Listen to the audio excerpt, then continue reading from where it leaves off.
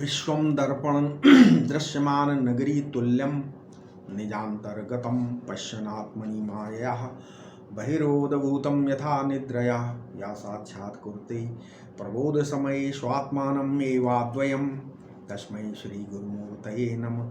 इदं श्रीदक्षिणामूर्तये। वसुदेवसुतं देवं कंसचाणूरमर्दनं देवकी परमानन्दं कृष्णं वन्दे जगद्गुरुं नारायणं नमस्कृत्यं नरं चैव नरोत्तमं देवीं सरस्वतीं व्यासं ततो जयमुदीरयेत्। ओम। इस वीडियो में दूसरे अध्याय चल रहा था ना सांख्य योग का, उसका तीसरा श्लोक है क्या, क्लैब्यम मा स्म गमः पार्थ नैतत्वोपपद्यते क्षुद्रम हृदय दौर्बल्यम त्यक्तोतिष्ठ परंतप। इसमें क्या हुआ इसका अर्थ कि मेरी प्रथा मतलब मेरी बुआ प्रथा, कुंती के तुम पुत्र हो, यशस्वी पुत्र मेरे भाई अर्जुन, तुम नपुंसक मत बनो। तुम्हारे सदस्य वीर पुरुष के लिए ये उचित नहीं है। अपने हृदय की क्षुद्र दुर्बलता का परित्याग करके युद्ध के लिए खड़े हो जाओ। तुम स्वयं संतप्त मत हो, संताप दो, क्योंकि तुम परंतप हो। ठीक है। अब इसमें क्लैब्यम माँ इसम गमः, मतलब इसका मतलब है नपुंसकता को प्राप्त मत हो। ठीक है। कहने मतलब इसमें तृतीया प्रकृति को क्लीब कहते हैं। क्लीब जो मतलब संतानोत्पादन करके अपनी परंपरा को बनाए रखने में असमर्थ है, उसको बोलते हैं क्लीब। ठीक है। क्लीब अधाष्टय। ठीक है। क्लीब अधाष्टय मतलब जिसमें उत्साह नहीं है किसी काम का, उसे क्लीब कहते हैं। ठीक है। उसी काम को, किसी भी काम का उसे क्लीब कहते हैं। क्लैब्यम माँ इसम गमा का तात्पर्य है कि तू नपुंसक है नहीं है, किंतु नपुंसकता को प्राप्त हो रहा है। क्षत्रिय की जो प्रकृति है उसके विपरीत जाना चाहता है। क्योंकि अब उसमें क्या 18वें अध्याय में भी यही बोले हैं क्या, मिथ्यैस व्यवसायस्ते प्रकृतिस्त्वाम नियोच्छति, मतलब तुम्हारी प्रकृति युद्ध करने की है, उसके विपरीत जाने की चेष्टा तुम कर रहे हो। नहीं, श्रुति कहती है शोकेन क्लीबते सर्वः, स्त्री हो या पुरुष शोक के आवेग में सब क्लीबता को प्राप्त हो जाते हैं। सबके जीवन में ये क्लीबता होती है, असफलता या हीन भाव, निरुत्साहित होना, ये सब क्लीबत तो है। ठीक है। ये शारीरिक नहीं बल्कि मानसिक योग है। ठीक है।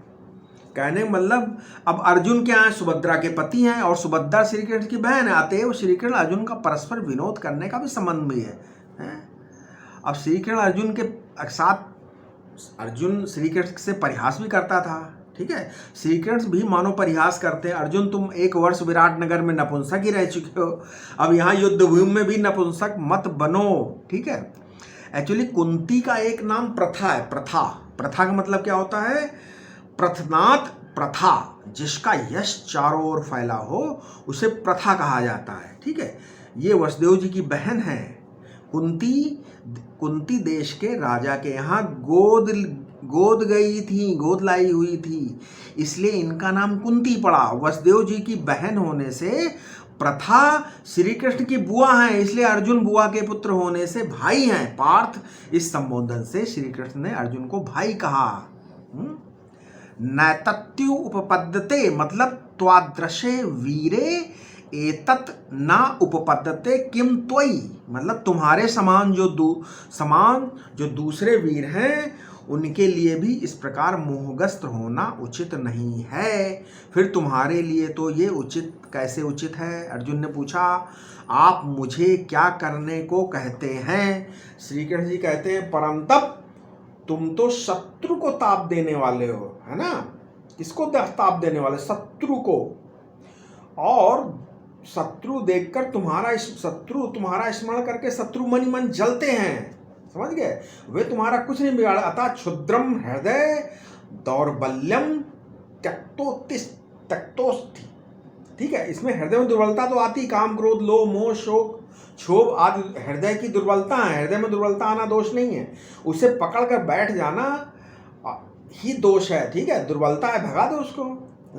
अब लोभ आए तो क्या करना चाहिए? संतोष। लोभ आए तो संतोष और अपरिग्रह भाव से। काम को किससे करोगे? ब्रह्मचर्य निष्ठा से।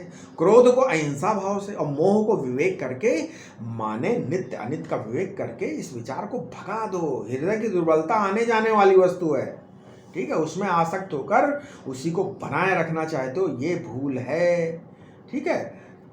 अब हृदय की दुर्बलता यही कि तुम दूसरे का सहारा लेकर रहना चाहते हो, ठीक है, स्त्री पुरुष का सहारा, भाई मित्र का सहारा आदि सब बाह्यालंबन है, और अंतरालंबन है धर्म भावना का सहारा, ठीक है, ठीक है। अब सवाल इस बात का, जो भी निर्विकल्प संकल्प निर्विकल्प की चित्त स्थित है वही सबल स्वस्थ और कैवल्य की स्थिति भी है, ठीक है। हृदय में जो विराजमान परमात्मा है उसे जानकर विपर्य का नाश नहीं किया, विषय में लगे रहे, यही हृदय दौर्बल्य है। और ये हृदय ये क्षुद्रम, मतलब क्षुद्र हृदय, क्षुद्रम है, क्षुद्र, ये हो गया उसमें, ठीक है। अब क्षुद्रम माने क्षुद्र है, ये खुदरा माल है, थोक नहीं है। क्षुद्र व्यक्ति स्थिर नहीं बैठ सकता, कभी कुर्सी पर बैठेगा, कभी खिड़की पर बैठेगा, कभी टहलेगा, कभी बार बार अपना निश्चय बदलता रहता है, ठीक है। उसमें गंभीरता या दृढ़ता नहीं होती है, ठीक है। जीवन में क्या है, हर्ष शोक संपत्ति विपत्ति रोग स्वास्थ्य संयोग वियोग आते जाते रहते हैं, ठीक है। इसलिए अतएव त्यक्त्वा इस क्षुद्र हृदय दौर्बल्य को त्याग दो।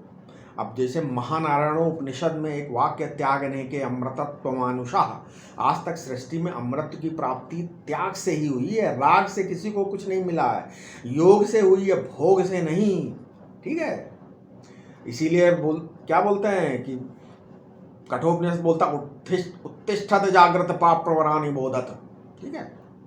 चलिए अब चौथा श्लोक है, फिर आया है, उसमें क्या है, फिर उन्होंने बोला कि कथम भीष्महम संख्ये द्रोणम चा मधुसूदनम, मतलब अर्जुन कहता है मधुसूदन, मैं युद्ध में पितामह भीष्म तथा आचार्य द्रोण के साथ बाणों से प्रतियुद्ध कैसे करूंगा? शत्रुनाशन ये तो पूजनीय है, ठीक है, लेकिन मुझे ये भी पता है कि आपका ये अवतार ही दुर्जनों के संहार के लिए हुआ है, विनाशाय चा दुष्कृताम। लेकिन अब सवाल इस बात का है कि मान लीजिए आपने तो मधु जैसे दैत्यों को मारा, पूतना, तृणावर्त, केशी का संहार किया है, कंस शिशुपाल आपके संबंधी थे, किंतु शत्रु तो थे, इसलिए उन्हें भी आपने मारा। लेकिन मुझे किनका वध करने को कहते हैं? निवात कवच कालिके जैसे सहस्त्र दैत्यों का संहार करने को आप प्रसन्नतापूर्वक उद्यत तो हैं, किंतु ये पितामह भीष्म द्रोणाचार्य ये तो दैत्य नहीं है ना, और ना शत्रु हैं, ये इनसे तो हमारा वंश चल रहा है। अम्बा आदि का हरण करके लाए थे भीष्म जी, भगवान व्यास से प्रार्थना करके धृतराष्ट्र, पांडु और विदुर को उन्होंने उत्पन्न कराया, तो वे हमारे पितामह हैं, आजन्म ब्रह्मचारी हैं, धर्मज्ञ हैं, ब्रह्मवेत्ता भी, ब्रह्मवेत्ता ही नहीं है, दूसरों को ब्रह्मज्ञान भी देते हैं भीष्म। इस प्रकार अपने वंश वृक्ष के मूल को मूल पुरुष जो भीष्म हैं, जो देवता सदस्य हैं, श्रुति बोलती भीष्मो ही देवा कहती है उनको, तो अब उसी तरह हमारे आचार्य द्रोण, उनसे मैं युद्ध कैसे कर सकता हूँ? संख्ये युद्ध में उनके सम्मुख कैसे हूँ? संख्या शब्द उसी धातु से बना है जिससे संख्य बना, ठीक है। संख्ये युद्ध भूमो, मतलब युद्ध भूमि में भी दूसरों को मार काट कर अपना स्थान बनाया जाता है, इसलिए जिनके प्रति प्रेम भाव अपेक्षित है उनके प्रति टुकड़े टुकड़े कर देने की हिंसक भावना उत्पन्न करने के लिए संख्ये युद्ध भूमि में जाना ही अपराध है, ठीक है। अब इशुभी कथम प्रतियोत्स्यामी, माने उनके बाणों के द्वारा प्रतियुद्ध कैसे करूंगा? जिनके द्वारा मैं उनसे बात भी, अनुचित बात नहीं कर सकता, तो उनको बाणों से कैसे मैं कर सकता हूँ? वे हमारे पूजनीय हैं, समझ में आ गया। अब आप कहते हैं अनवसर में मुझ में ये दुर्बलता आई, किंतु युद्ध करने ना करने का निश्चय तो युद्ध भूमि में लिया जाना चाहिए। इशुभी प्रतियोत्स्यामी, इनसे बाणों से युद्ध करूं या न करूं, या निर्णय करने का तो यही ठीक अवसर है, ठीक है। अब अगला श्लोक क्या है? बोलता है गुरुन हत्वा ही महानुभावान मोक्षे भोक्तुम भोक्षम भी है लोके है। कहने का मतलब इन महानुभाव गुरुजनों को बिना मारे इस लोक में भिक्षा मांगकर खा लेना भी सुखदारी है। हत्वार्थ कामास्तु गुरु निहैव, भुंजीय भोगान रुधिर प्रतिग्धान, मतलब गुरुजनों को मारकर उनके रक्त से सने धन और सुख, सुख का ही तो भोग हम इस लोक में करेंगे। ठीक है, ये जो महानुभाव, अर्जुन कहता महानुभाव, ये भीष्म द्रोण महान प्रभावशाली हैं। किसी अवस्था में, पद में, विद्या, धन, प्रज्ञा, प्रतिष्ठा, सब में अनुभव महान है ये लोग। पितामह भीष्म तो इच्छा मृत्यु प्राप्त ब्रह्मचारी हैं, सभी दृष्टि से महान है। इनको मारना आप बोलते हैं अनार्थ जुष्टम कहते हैं, किंतु मुझे जो इनको मारना ही अनार्थ जुष्ट लग रहा है। ठीक है, आप कहते हैं इन्हें मारना अस्वर्गीय है, किंतु इनको मारना ही मुझे नरक का द्वार लग रहा है। फिर मुझे स्वर्ग चाहिए भी नहीं है, मेरे को स्वर्ग नहीं चाहिए।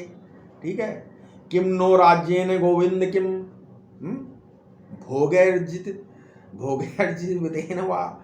ये धर्म विचार भीष्म द्रोण आदि तो कराते नहीं है, ऐसा कहो ठीक है। अंतःकरण शुद्ध नहीं, अतः वे धर्म नहीं समझ पाते हैं। ठीक है, अब लोभ के कारण उनका चित्त आच्छन्न है तो रहे, किंतु अच्छा ठीक है उनका चित्त आच्छन्न है, लेकिन हमारा तो मतलब विवेक सही है, किंतु मैं इन गुरुजनों की हिंसा करने के सिवाय ना करने के इससे अच्छा तो भिक्षा मांगकर जीवन निर्वाह कर सकता हूँ। अभी देखो यहाँ पर भैक्षम और भैक्षम दो प्रकार का पाठ मिलता है। ठीक है, कहीं कहीं भैक्षम है, भैक्षम और भैक्षम आधा छा है, एक में पूरा छा है, तो दो प्रकार का पाठ। तो भिक्षा में प्राप्त अन्न भैक्ष कहा जाता था, भिक्षाणाम समूहा भैक्षम, बराबर भिक्षा ही मांगनी पड़े, ये भैक्ष हुआ। समझ में? अब श्री कृष्ण भगवान ने कहा युद्ध न करना अकीर्तिकर है। अर्जुन कहता है हत्वार्थ कामास्तु, गुरु निहैव भुंजीय भोगान रुधिर प्रतिग्धान, अर्थात यदि आपके कहने से युद्ध हम गुरुजनों को मार देंगे तो परलोक तो मिलेगा नहीं, इहैव इसी लोक में हमें धन और सुख मिलेगा। लोग कहेंगे कि पांडव भीष्म द्रोणादि से इनके रक्त से सने हुए भोग भोग रहे हो आप। इस प्रकार मुझे तो युद्ध करना अकीर्तिकर है। समझ में? इस श्लोक में गुरु तथा यह शब्द दो बार आया है। ठीक है, ये कहता है कि युद्ध करने से केवल इस लोक के भोग मिलेंगे, किंतु युद्ध न करने से धर्म पर लोक कीर्ति की रक्षा होगी। ठीक है, अब इस श्लोक की दूसरी संगति क्या हो सकती है? क्योंकि क्योंकि बात जिस समय की बोली गई है, उस समय के उस ढंग से उस अर्थ करना ठीक होता है। ठीक है, पुराने समय में एक आक्षेपी की भी संगति होती है, इस ढंग से इस श्लोक पर विचार करना चाहिए। ठीक है, अब महानुभाव कहा तो श्री कृष्ण को इन महानुभावों के अतीव जीवन की बात याद है। अब इनके महानुभावों की जीवन की पुरानी बातें याद आने लगी तो श्री कृष्ण भगवान को कटाक्षपूर्ण हंसी आ गई। अर्जुन क्या पूछना है तुम्हें? इन महानुभावों को की महत्ता को, बहुत बहुत वंदनीय महानुभाव। लाक्षागृह में तुम सबका दाह करने की योजना के अवसर पर भीम को विष देने के समय भरी सभा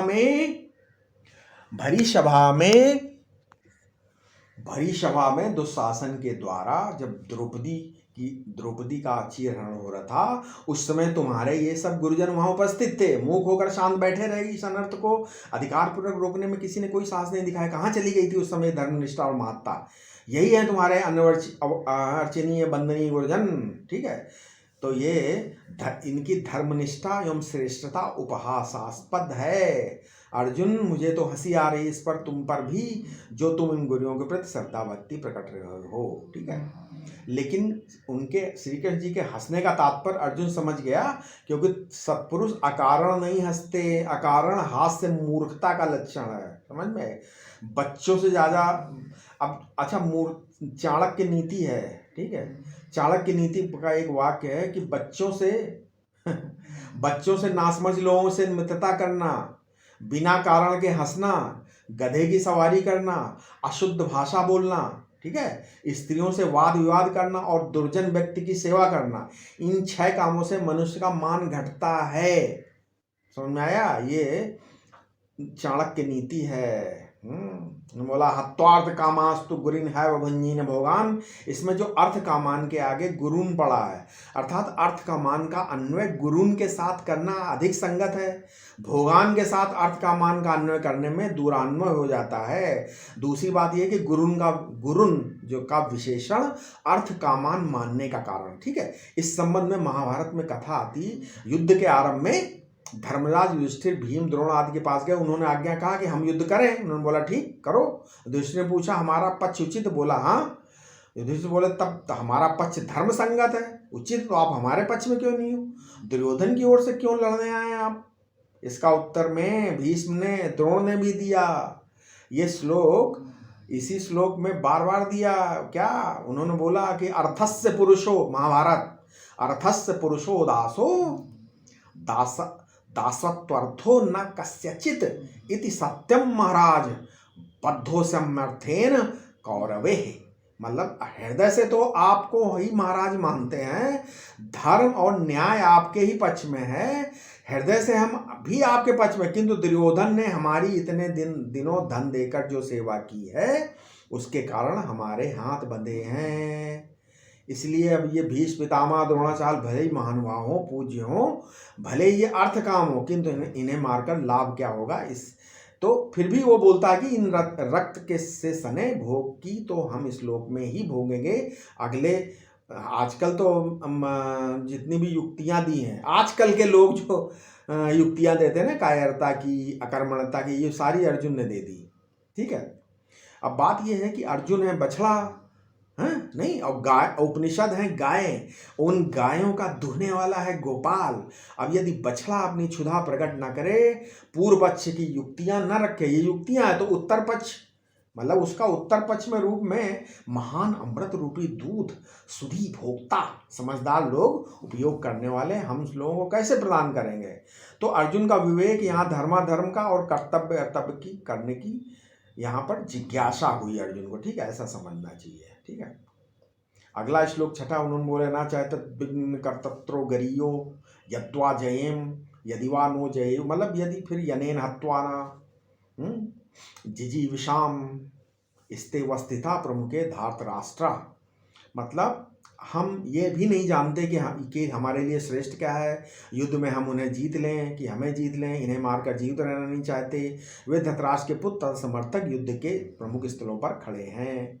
ठीक है, अब प्रश्न ये नहीं कि कौरव पक्ष श्रेष्ठ है या पांडव पक्ष, प्रश्न ये है कि युद्ध जो है वो युद्ध करना श्रेष्ठ है या स्वत्व का त्याग करके भिक्षा मांगना श्रेष्ठ है। ठीक है, तो इस प्रकार यहाँ पे हो सकता है ऐसा।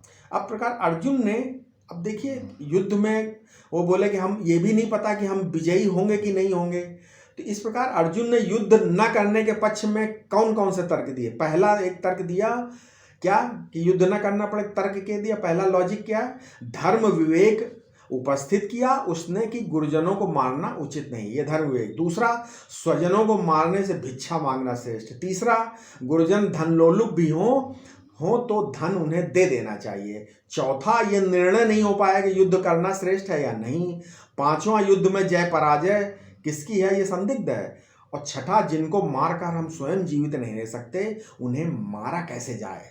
ठीक है, इस प्रकार की जो है वो हुआ। लेकिन महाभारत में एक और है, अब ये इन सब वचनों पर अर्जुन को विश्वास नहीं था, उसे संदेह था, ऐसा मानना अर्जुन के ऊपर ऐसा नहीं है। युद्ध के प्रारंभ में अर्जुन ने श्रीकृष्ण के कहने से भगवती दुर्गा की स्तुति भी की थी और देवी ने प्रकट होकर अर्जुन को विजयी होने का वरदान भी दिया होता। ठीक है, श्रीकृष्ण तो विजय बार बार आश्वासन दे, भाई तुम जीतोगे। अब युद्ध के प्रारंभ में महाभारत में चलो एक बता देते हैं कि रुक्मी, प्रारंभ में रुक्मी एक अछौड़ी सेना लेकर आया था, वही पहले अर्जुन के पास आया था रुक्मी। उसने कहा और बोला यदि तुम, अर्जुन से बोला रुक्मी ने, एक अछौड़ी सेना थी, वो बोला मैं तुम्हारी तरफ युद्ध करूंगा, लेकिन यदि तुम ये स्वीकार करो कि कौरवों से तुम डरते हो और विजय में तुमको संदेह है तो मैं तुम्हारे पक्ष से युद्ध करूंगा, अन्यथा कौरवों के पक्ष में जाता हूं। अर्जुन ने उत्तर दिया था, तुम ही नहीं, तुम्हारे समान और सहस्त्रों शूर मेरा पक्ष न लें और कौरवों के पक्ष में चले जाएं तो भी मुझे कोई भय नहीं है। केवल वासुदेव मेरे रथ पर बैठे रहें तो मैं अकेला ही गांडीव लेकर अकेला ही संपूर्ण देवता दैत्य मनुष्यों को पराजित करने में समर्थ हूँ, ऐसा अर्जुन ने बोला था। ठीक है, इसका मतलब ये जो कर्तन्नो गरियो का अर्थ है, यदि ते नो जयुः तदा गरियः, यदि वा वयम जयेम तदा गरिया, मतलब जीत किस पक्ष की होना श्रेष्ठ है, ये विचार करना चाहिए। जिस पक्ष की विजय श्रेष्ठ हो उसी पक्ष की विजय होने दी जाए ना। अर्जुन का तात्पर्य कि जय पराजय दोनों अपने अधिकार में, अपनी मुट्ठी में है, किंतु विजय किसकी करनी उचित है, एतत् न विज्ञा, मतलब ये मैं निश्चय नहीं कर पा रहा हूँ। ठीक है, ये अर्जुन का जो है वो है। अब अर्जुन की दृष्टि कहाँ अटकी है? वो यहाँ किस बात कर रहा है, किसकी बात कर रहा है यहाँ पर? ये ना ब्रह्मात्मक ब्रह्म और आत्मा की एकता की बात करता, ना शुद्ध ब्रह्म की बात कर रहे हैं, ना माया विशिष्ट ब्रह्म ईश्वर की, ना कूटस्थ आत्मा की, ना कर्ता भोक्ता जीव की। अर्जुन तो यहाँ देह की बात कर रहा है। समझ में आ रहा है? अब थोड़ा दार्शनिक पक्ष बता देते हैं। तो अर्जुन यहाँ किसकी बात कर रहा है? ये अर्जुन यहाँ देह की, अपनी बॉडी, इस शरीर की बात कर रहा है। उसकी बुद्धि शुद्ध ब्रह्म सगुण निराकार सगुण साकार ईश्वर माया प्रकृति महातत्व अहंकार पंच महाभूत आदि में कहीं नहीं है। स्थूल देहाकार में परिणित ये सारी पंचीकृत महाभूतों में, जिन्हें मन से इसने अपना मान लिया, उस जीव सृष्टि में अर्जुन की बुद्धि अटकी हुई है। ये समझो, यहाँ पर अर्जुन की दृष्टि ईश्वर सृष्टि में नहीं है, मैं मेरा में आबद्ध है। दुख जीव सृष्टि में है, ईश्वर सृष्टि में नहीं। क्यों? तैतरीय श्रुति बोल रही है उपनिषद, यतो वा इमानि भूतानि जायन्ते येन जातानि जीवन्ति यत् प्रयन्ति अभिशम विशन्ति।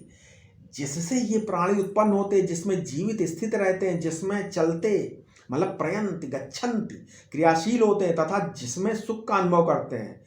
प्रिंच धातु तर्पण भी आता, प्रियंति का अर्थ तृप्यन्ति, सुख का अनुभव करते हैं और जिसमें लीन हो जाते हैं। इस श्रुति में यतः पद का अर्थ है, वैसे तो यतः पद का अर्थ ब्रह्म है, किंतु श्रुति स्वयं यतः पद का अर्थ बताती है। क्या बताती है?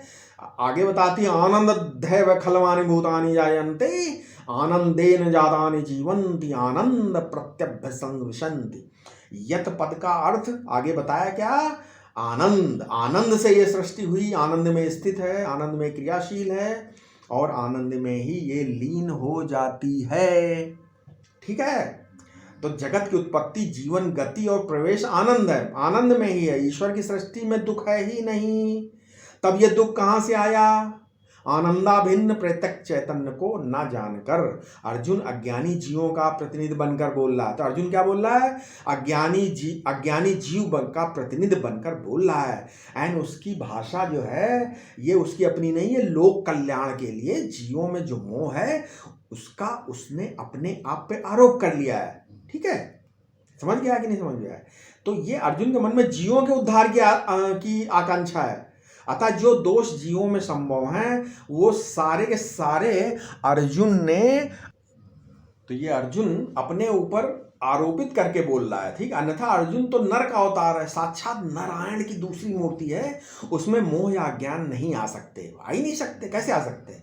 लेकिन अर्जुन जिस मोह को लेकर बोल रहा है वो राग मूलक है, द्वेष मूलक है, अभिनिवेश मूलक है। ठीक है, और इसका अर्थ है मरने का भय, और ये अर्जुन को नहीं है, ये तो मरने को उद्यत है। वो कहता ही है, धातराष्ट्रारणे हन्युस्त तन्मे क्षेमतरम भवेत, 46वां श्लोक पहले अध्याय का। द्वेष मूलक अभिनिवेश भी अर्जुन को नहीं है। ठीक है, उसके मन में अभिनिवेश और द्वेष नहीं है, अतः उसका पक्ष सत्पक्ष है। उसकी दुर्बलता है राग और ममता। ठीक है, राग अज्ञान की अभिव्यक्ति है, अतः अर्जुन अज्ञान मात्र से पीड़ित है। ठीक है, अब पंचदशीकार ने लिखा है क्या? रागोलिंगोधस्य चित्त व्यायाम भूमिषु कुतः शाद्वलतः यस्याग्नि कोटरे तरो। तृप्तिदीप प्रकरण में पंचदशी में दिया है कि जिस वृक्ष के कोटर में अग्नि हो वो हरा भरा नहीं रह सकता। समझ गए? इसी प्रकार चित्त में राग होना अज्ञान का चिन्ह है। जिसके हृदय में संसार का राग होता है, जिसके हृदय में संसार का राग होता है, उसे रोना पड़ेगा। प्रियम त्वाम रोत्यस्यति।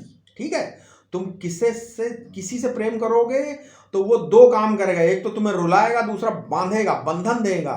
है रोतस्यति, रोध करेगा, प्रीति करि काहू सुख न लहो। ठीक है। अब अर्जुन कौरवों के मुंह में पड़ा, ये स्वजन है, इन्हें कैसे मार। इनका क्या परिणाम हुआ कि अर्जुन श्री कृष्ण के, पहला क्या हुआ, अर्जुन श्री कृष्ण के मत के विपरीत जा रहा है, अपने क्षत्रिय धर्म का परित्याग करने को तैयार है, धर्मराज युधिष्ठिर राज की स्थापना में बाधा पड़ रही है। ये सब अनर्थ अर्जुन के मोह के कारण उपस्थित हैं। ठीक है। अब इसके आगे हम अपने अगले वीडियो में इसका विवरण करेंगे। कृपया इस चैनल को सब्सक्राइब करें और इस वीडियो को आप सब में साझा करें आपस में। हैं, ये हमने अपने हिसाब से अपने विचार करके ये सब सारी चीज़ें बताई हैं। ठीक है। ओम शांति शांति शांति।